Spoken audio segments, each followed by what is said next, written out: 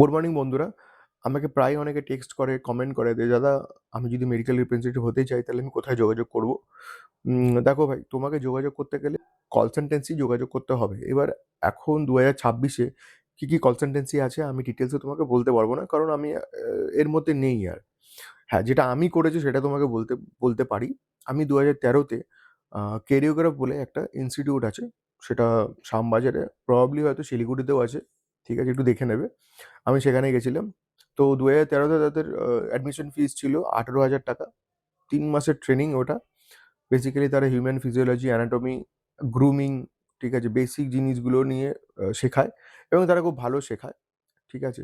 আম ইন্টারভিউতে তারা পাঠায় এবং সবচেয়ে বড় কথা হচ্ছে যখন ইন্টারভিউ নেয়, তিনি প্রশ্ন করে ফিজিওলজি, অ্যানাটমি নিয়ে।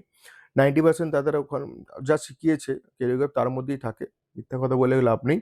আমি কোনো কোরিওগ্রাফের প্রমোশনও করছি না। ঠিক আছে? তোমরা যদি চাইলে অন্য কোনো জায়গা থেকেও করতে পারো। যেটা আমি করেছি সেটা তোমাকে আমি আমার এক্সপেরিয়েন্সটা বলছি। এখানে শুধুমাত্র কোরিওগ্রাফ কি করে, তোমাকে হিউম্যান ফিজিওলজি, অ্যানাটমি সম্বন্ধে তারা শেখায় এবং তারা ইন্টারভিউতে পাঠায়। কারণ এখানে ইন্টারভিউ পাওয়াটাই হচ্ছে বড় ব্যাপার। তুমি তুমি ভর্তি না হয়ে তুমি ভাবতে পারো যে আমি সায়েন্স স্টুডেন্ট। আমি হিউম্যান ফিজিওলজি, অ্যানাটমি সম্বন্ধে অনেকটাই জানি। আমার দরকার নেই ভর্তি হওয়ার। কিন্তু কেন এখানে ভর্তি হতে হয়? শুধুমাত্র ইন্টারভিউ এর জন্য। দেখো, এখন তো তুমি সত্যি কথা বলতে তুমি তোমার ভাই দাদাকে তুমি যদি বলো, পাড়ার যদি দাদাদের বলো যে দাদার একটা ইন্টারভিউ দাও, হয়তো তারা দিয়েও দেবে। ঠিক আছে? এদিক ওদিক পরিচিতর মধ্যে একটা ইন্টারভিউ পেয়ে যাবে, তুমি চলে যেতে পারবে। কিন্তু কোরিওগ্রাফ যেটা করে, কোরিওগ্রাফ যতদিন না পর্যন্ত তুমি জব পাচ্ছ, তারা কিন্তু অনবরত তোমাকে ইন্টারভিউ দেয়। যেমন আমি ৭ খানা ইন্টারভিউ আমাকে দিতে হয়েছিল। ঠিক আছে? ৭ নম্বর ইন্টারভিউতেই আমি চাকরি পেয়েছিলাম। তো এটাই বলছি, এবার ৭ খানা ইন্টারভিউ কোনো একটা পাড়ার দাদাদের দ্বারা দেওয়া সম্ভব নয়। ঠিক আছে? কারণ একটা সময় পর তারাও অতটা ইন্টারেস্ট দেখাবে না তোমাকে। ওই জন্যই বলছি, কোনো একটা কনসালটেন্সিতে যোগাযোগ করো। কারণ কনসালটেন্সি ছাড়া তোমরা চাকরি মানে পাওয়াটা টাফ। বলব না পাবে না, পাওয়াটা টাফ আছে।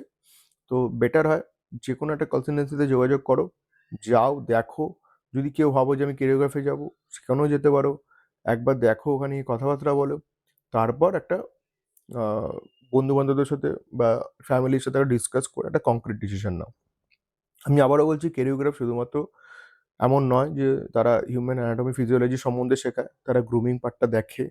কিভাবে বসতে হবে, কিভাবে কথা বলতে হবে, ঠিক আছে? এগুলো নিয়ে তারা ডিটেইলসে তোমার সাথে আ সময় কাটায় এবং যতদিন না পর্যন্ত তুমি চাকরি পাচ্ছ, ততদিন পর্যন্ত তারা তোমাকে ইন্টারভিউতে পাঠায়। এটা আমি ২০১৩ র এক্সপেরিয়েন্স বলছি। অনেকেই তারপর কোরিওগ্রাফ থেকে ট্রেনিং করেছো।